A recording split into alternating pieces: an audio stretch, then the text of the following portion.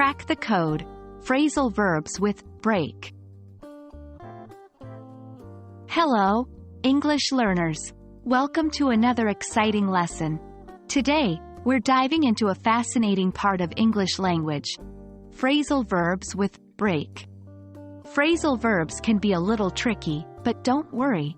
We'll break them down together, pun intended. Before we go deep into phrasal verbs with break, let's quickly recap what phrasal verbs are. Phrasal verbs are verbs that consist of a main verb combined with either an adverb or a preposition, or sometimes both. They often take on entirely new meanings when used together. The word break, in our context, is the main verb. Our first phrasal verb for the day is break down. When something breaks down, it stops working, especially due to mechanical faults. For example, you might say, "My car broke down on the way to the market." But break down can also mean to separate something into smaller parts, like when you break down a large task into manageable bits. Or, it can refer to someone becoming upset and crying.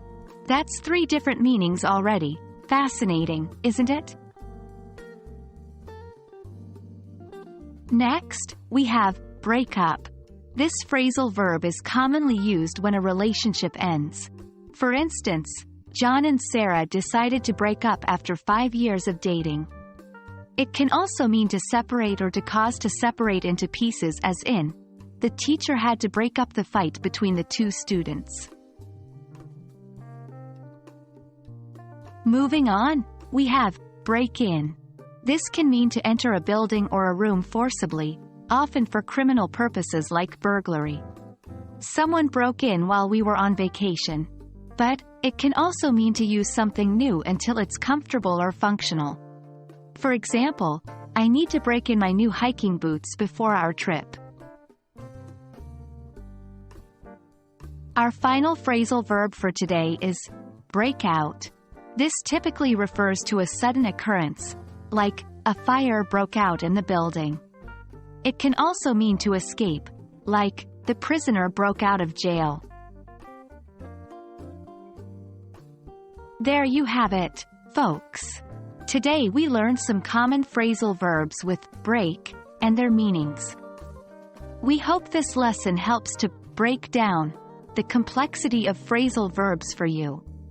Remember, understanding these phrases is a great way to make your English sound more natural. Keep practicing, and you'll break in your new vocabulary in no time. Happy learning, and see you in the next video.